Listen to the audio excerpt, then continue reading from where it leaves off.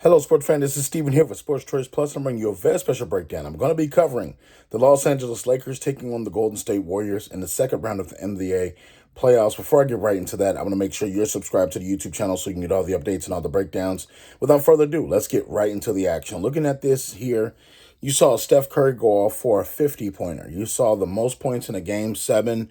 The Golden State Warriors were able to outlast the Sacramento Kings, and you're looking at the story of how literally the champion found a way to win. And you're looking at how when the time needed to happen, Steph Curry had his best game of the series, and he essentially put the Warriors on his back late in the playoffs.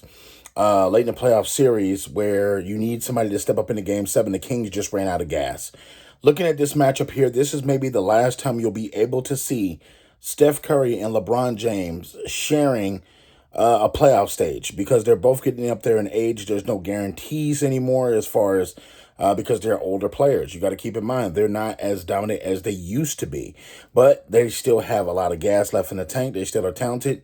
But in here, you have the Golden State Warriors who have the plethora of shooters. When you're looking at Steve Kerr as the head coach, multiple-time champion. When you look at the likes of Jordan Poole, Klay Thompson, Steph, they are shooters. They are true shooters. When you're talking about the definition of catch fire, go off, streaky shooters, these are those guys.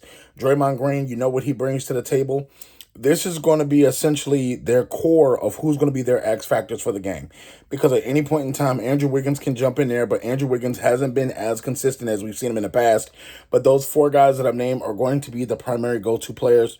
You're looking at the Lakers side. You're looking at Austin Reeves is starting to look good. You're starting to look at essentially Anthony Davis has found his game again. You're looking at LeBron being able to distribute and being the best point guard right now this team needs. And you're essentially, he hasn't gone off in the playoffs yet. We haven't seen a LeBron bomb yet when you're talking about the likes of him going off for 35, 40, 50 points where he's normally dominant with the ball, controlling everything. We've seen that part of it, but we just have not seen him score as much as we normally have. But in this series here, I think that it's going to be a lot.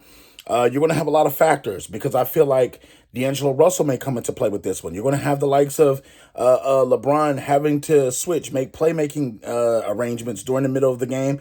And you know, you're going to ask yourself, can Darvin Ham essentially mix and match his lineups? Can he make adjustments at halftime? Can he do the same things that Steve Kerr's doing? Will we see the death lineup? You know, will we see a variation of it?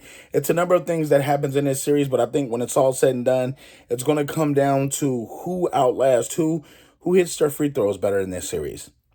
Who has the advantage rebounding in this series? And I think that the Lakers have the ability to rebound. They have the ability to do this, but they're going to have to hit Golden State early and often. Golden State, once they get one of those rolls going, you got to be able to survive those 3 hits. Usually they hit you in the first quarter. Usually they hit you in the second half and the third quarter coming directly out of halftime in fourth quarter. Between 5 and 6 minutes left, they go on these runs where they just start hitting threes. They don't even look for layups. They're just literally launching threes. So if the Lakers can keep their threes down and pound the paint with Anthony Davis, there's nobody that they have that can stop them. Yes, Draymond Green plays good defense, but the man's almost 40 years old. You got to keep in mind, Anthony Davis has the advantage.